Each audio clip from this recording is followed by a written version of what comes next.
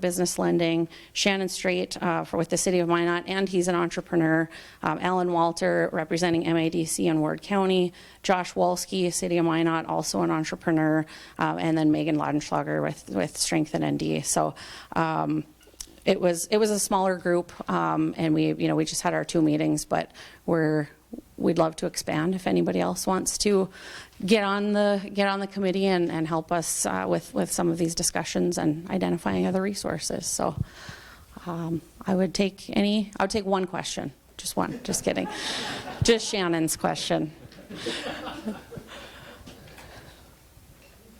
Yeah. Okay, when we're getting into the incubator portion of this, my question is, access to the specialization. There isn't going to be some lemonade stand to software development. Is there going to be people in our community that are actually able to help these individuals along the way? In getting, there has to be some. I mean, there's going to be some parts that people are looking for something, but they're not going to be able to find it. How we're going to have a question how that's going to be. Yeah, no, I think that's kind of the $1 million question is how do we get the entrepreneur to ask the question even? How do we get them to go to MADC to ask, and if MADC, if they're not the right avenue, can MADC identify who would be the right avenue? And so, and I think those of us who, work together and do this stuff all the time, we know what the others do and we know what the others can help with. But it's really just getting that entrepreneur to reach out and ask for help, and that doesn't always happen either. So sometimes there's a new business will open, and a lot of us as partners will say, "Oh wow, did you participate in that? No, I didn't. No, did you help with that? No, we didn't." We were like, "Man, we really could have helped out if they had reached out or if they had asked." So I think we all have to keep putting ourselves out there as organizations to say, hey, we're here to help. Utilize us, please, if you'd like to, and if not, I don't know how to tap into those. But I think we do. I think we do have those resources that can help, from the lemonade stand to the huge manufacturing business. I think we have those resources. I think they're underutilized for sure. Did that answer? Or kind of. What if there is a part that's missing and we're not able to identify, find that counterpart that's going to help this entrepreneur? They'll kind of throw their hands up and not be able to, finish what they're starting. Sure. I think too we have a wide variety of resources, not just in Minot but across the state too. We have state partners. We have folks in Bismarck who are really great at certain things, and when that's only an hour and 45-minute drive away for them, or a phone call or a Zoom meeting, a face-to-face video meeting. There's so many opportunities today for people to connect, and they don't all have to be right in Minot, I think. So it's really just getting those folks to reach out and ask for help. So, did you have a question, Margie? I kind of a question response. So many people will come into an existing business and they ask, where do I go for help? And so I would say until now, I would go, I don't know. I have no idea. I just kind of did it. That part of the answer might be you reaching out to existing businesses and educating us so that we can pass that kind of, talking about hospitality as far as teaching other businesses. That could be all part of it, helping us to help people, so that if we know, then we can say to somebody, here's where you need to go, here's where you can start, and then it's kind of a trickle down. Yep. Yeah. Like Good Talk, you can always listen to Good Talk. They're always talking about different resources, and where Minot Daily is always sharing different opportunities. I think the opportunities and the resources are there. It's just not always easy to find that information. And so I think you're right, Margie. Just like we had talked about, educating about the resources we already have, we need to do that to the public. And absolutely, yep. Any other questions? Okay. Thanks, Lily.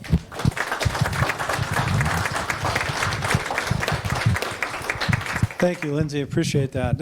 And interestingly, I've had an opportunity before, Roger, I'd make you come up here, is to talk to Dr. Tracy Mays, I'm going to have to say entrepreneurial class over at the university, and there was, I think it was there 7 students, if I remember correctly, or 6.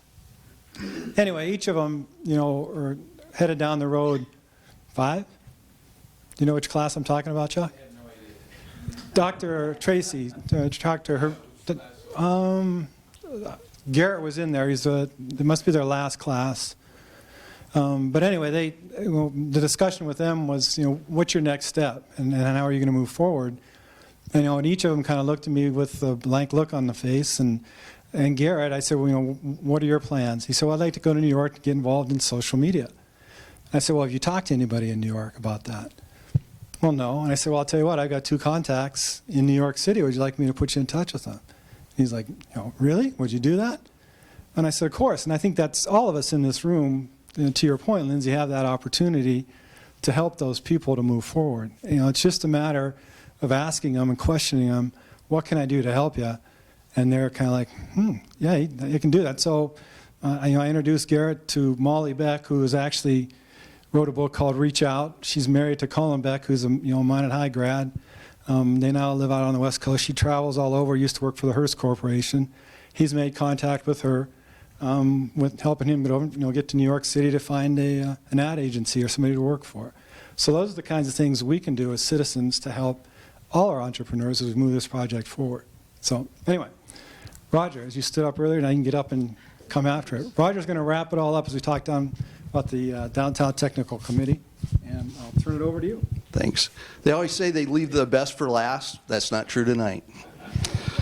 So our group is probably one of the biggest groups because it's so diverse because of everybody that wants to see downtown be a success, and that's the people of downtown, the bar and pub district, you know, just the clients that we have down there, customers, people that are trying new businesses out there. So we have a large process, and ours is just beginning, and we're probably going to be going on for the next 9 to 12 months trying to figure this out. So our title of our white paper is Leading Together, and what it is just to bring a vibrant downtown. And I think if we bring a vibrant downtown to Minot, I think that creates Minot as a vibrant place to be too. If you look at other communities that have done things to their downtown, it just adds to the city as a whole. You can just imagine things happening because it's downtown, and then again you go out to different places. So the abstract is really revitalize the efforts of downtown, and that's a cooperation between the city, private sector, our customers. It's just a process, and really we need that public and private sector to marry up and create some new things for the downtown. I think the gathering space is one of those things. That's a public type area that's going to be, it's a city, it's a park district, it's a downtown. It's going to bring a lot of things to the downtown area and help the downtown revitalize itself. We want to unify an intentional vision and action plan for downtown. Commitment to placemaking, healthy public and private partnership. Again, that partnership is very important. Workforce development, and that's all important too. If you're going to have a good city, you need a workforce that is good. And at what 2.5% unemployment, that's going to be interesting to bring in. We're going to have to bring in more people for that. Solutions to encourage the growth and development of a cohesive downtown neighborhood. A written strategic plan we hope to have by July of this year. We're going to review the downtown business and professional association bylaws, their structure and that type of stuff. Researching comparable cities and their downtowns. We look out and we say, okay, can we be a rapid city? No, we can't. Mount Rushmore is not going to come to Minot. So we have to make what Minot is, and we all know that. We're here. So we have to do what we have for that. Gathering current downtown Minot data such as current businesses downtown, sizes of business, number and types of properties that are down there, vacant properties that are downtown, residential properties, and the demographics of the people that are downtown. So lots of parts to it, lots of things that we got to do, and we're very lucky. We got talked to Lindsay today. We look like we got some people that are going to do some surveys for us. Lindsay and Megan are a big part of that. They're going to work that process and look at some college students that are going to help us with that process. So that'll be a great deal. We're going to do a walking study to determine the condition of the buildings downtown and provide observations that can be helpful to developing those properties in the future. Look at focus groups and public forums for community input. We did that with the gathering space. That was a process to get to where people wanted a gathering space, and we need that public input too. What do they want for the downtown? So we're going to need that. You know, we're going to look at different people. The people that are our customers. Minot Air Force Base, a big part of the community, and we all know that. They're a key factor. Again, how do you to keep those people once they're here? How do you say, hey, why don't you stay in Minot? And again, for reasons not a good answer. And you got to let them know that that we do live in houses, and we do have heat in those houses, and it does warm up in the summertime, and they can have their friends come up here and actually walk on water. Right? I mean, this time of year, they can come up and walk on water. So, Minot Central Campus, the Magic City campus, you know, consumers are regional consumers. We get a lot of Canadians down here. We do think of Minot as a central location. Who comes? You know, where do people come for their doctor's appointments, their shopping and things from all these small communities around us? It's to Minot. So we should be, you know, getting them downtown and showing them, hey, let's, you know, don't just come to town for an hour, but stay, come downtown, go to the mall, go out to eat. And spend a little of that money here in Minot. So let's get those guys too. Downtown employees, and we talk about this too. If they walk into your business downtown, are they promoting other downtown businesses? You know, maybe what you have isn't what they need, but you can say, you know, if you walk up the street, I think so and so might have that for you. And we need to educate our employees to be those people. Minot citizens themselves, we need to be a better partner with the citizens of Minot. Businesses and organizations, we need to come together as businesses and not. Of course, you're competitive. Of course, that's why you're in business. You have to make money, but you can also be a partner with other businesses and other organizations downtown. So to make that better, this year. Relay for Life is going to do their walk downtown. They're going to start downtown and just something different for the downtown area. So we're going to do some different things for the downtown community that night that they do the Relay for Life down there, just because of the things that are happening. So I think that's going to be a good thing. Minot University. Again, we get all these students in from all over the world. What are we doing to make them welcome here in Minot? You know, are we a good place to be? Do we welcome them into the city? You know, I think so, but can we do a better job? Absolutely. And it's an education process. Again, our committee is very, very large because of all the partners, but again, it's a chamber, it's MADC, we got some MSU students that are very active. Visit Minot, the Downtown Association. So we're very active, and we're going to get a lot of answers over the next few months, and I hope that it does help the downtown revitalize and also helps Minot go that next step, get to 50,000, and see where we go from there.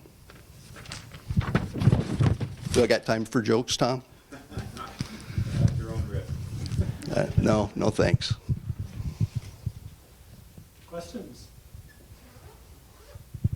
John?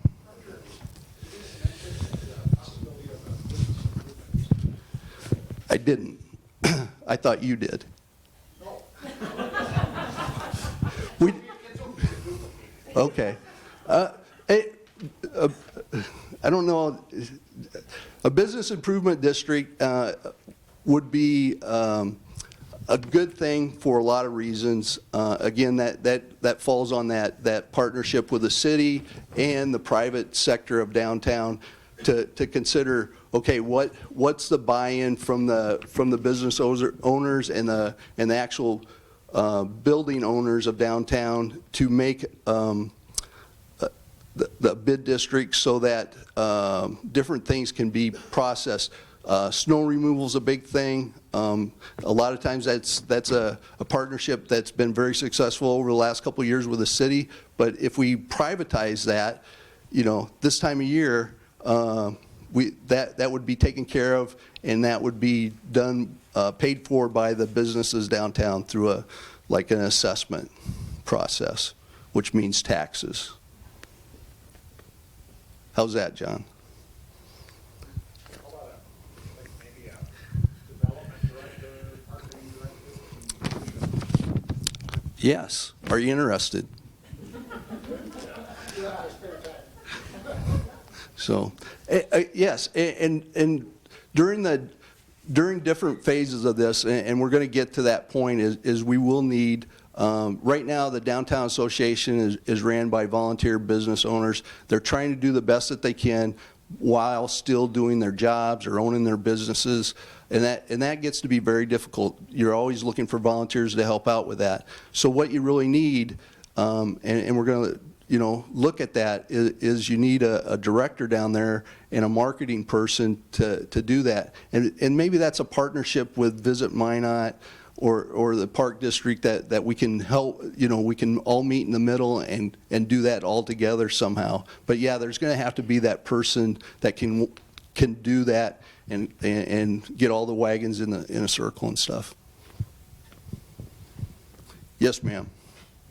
So we have a lot of talk about the business aspect of downtown, which is awesome, and that's already in the heart of our community.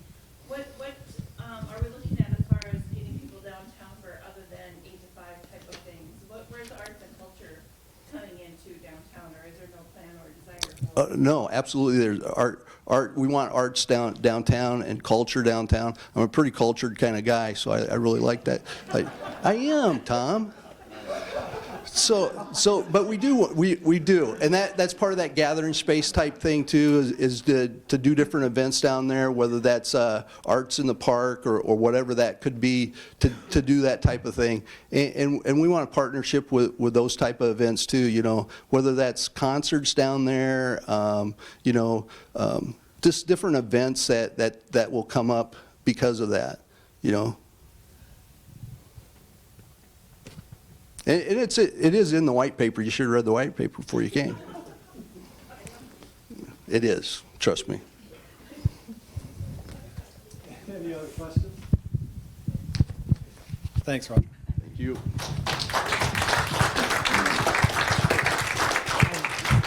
To the downtown, I did go to, if you had the opportunity, maybe you didn't get the opportunity to see Fox in the Fairway at Mouse River Theater, the Mouse House last week. Great play. Again, indication of all the things that are available to us in downtown Minot.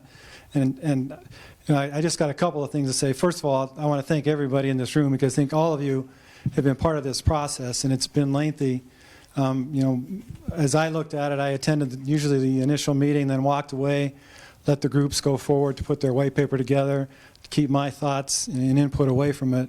And I think it's been a fantastic, just a fantastic venture and what you've accomplished. And I want to say thank you to all that have done that. You can all give yourselves a hand, or I can clap for you, but that's great. It's been been neat to see. It's been really exciting to see the energy again that's occurring in the city. I thought back, and I've talked about this in the past, 25, 30 years ago, when I first started working downtown for Roger Odell, and we redid 3, 4, 5 buildings, and things kind of started to build on itself. That kind of fell by the wayside. We've seen things kind of go the other way. and now with Sean's leadership and his direction for me to get this committee started, which I thank him for, you're starting to see the energy come back. And the cross-section of people is something that I didn't see even back in those days. Really, back in those days when we redid the buildings, to classify myself, it was a bunch of us older guys, and now I'm one of those older guys, put their money to work and redid the buildings. Here I see a cross-section of a lot of different people that are excited about the opportunities that are happening in front of us. So I want to thank Sean for the opportunity to be a part of this. I also want to thank the city, Tom, and what you guys have done to put the information out on the website. I went out and took a look at it, and if you haven't had a chance to do that, take a look at what the city's website's showing us about this. We just need to make sure the Minot Daily tells our citizens to go take a look so they can come back and give us their thoughts, because we want to hear their thoughts, because that's what we're all about. I mean, as we've put these committees together, one of the charges was to make sure that anybody that wanted to be heard has that opportunity. And I'm sure there's people out there that we missed, but let's figure out a way to get in front of them so they've got an opportunity to speak. So again, thank you all for all you've done. The work's just starting, but it's good work, and I'm excited about it. So thank you. With that, I'm going to turn it over to the mayor.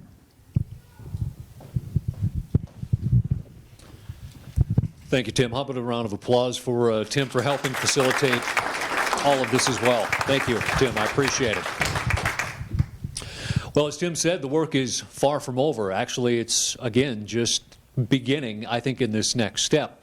I did want to address one little thing, though, when we talk about branding. I did have the opportunity to sit through a very emotionally driven presentation today at the lunch hour from the YP. If anybody was there, Staff Sergeant Clinton Romachet, the Medal of Honor recipient, was there, and he said something right at the end that really kind of struck a chord with me. He moved here in 2011, and he said, he was here right at the flood, and to see how the community pulled together, and he said, despite the cold weather, it's the warm hearts that make Minot. So I don't know if that's the brand or not, but it sure struck a chord with me. So I just wanted to share that, aside from if you ever get an opportunity to be in front of Clinton Romachet, take it, because it's awesome. So when we talk about the work continuing, the next step is our next meeting. And I wanted to kind of put out our next little homework assignment, if we want to call it that, our next little mission ahead of this next meeting. And it very much resembles what we were talking about today, whether it be the toolbox or whether it be the education to the community on what it is that each one of us do, that what we represent, and what piece of the pie that we fill and help identify those gaps. So for the City of Minot, MADC, Visit Minot, the County, the Chamber, the Park, Strengthen ND, Service Base and Downtown Business Association, MSU, the Bank of North Dakota, Job Corps, who we need to bring into this loop as well, and even with Minot Public Schools bringing into this gap, identify what our missions, what our goals and objectives are, so we can identify our piece of the pie, whether it's a big piece or a sliver of it, and identify what it is that we really do. And it's not necessarily any other thing than to really help educate and identify all the pieces, but more importantly, what areas aren't being covered. And I think that was talked about in a lot of the different white papers in what really is missing, and also the opportunity to maybe which part of that pie that's open can any one of our individual entities perhaps take on or help fill until we either get a stand-up operation like a full-time downtown business association professional, or if it's a bid district and identifying, the opportunities there, who's going to lead the charge, and we can certainly talk about it. But the goal here is so that when we get together next week, we get past what we have kind of had in some of the former meetings, is a lot of people looking at each other going, okay, who's going to speak next? So as each one of us do, a minute and a half little, here's who we are, here's what our mission is, we can start filling that pie. And that way, too, we can get that onto the web and continue on with that education piece. And from there, it's a matter of shifting all of the white papers over to the steering committee and put the marching orders forward. And that's going to be the next big step within our next meeting. So I think in a couple of hours, we should be able to, I think, fill that out pretty well, and also identify some of the players that, if they are missing, that we get them to the table, and we also get them into that conversation.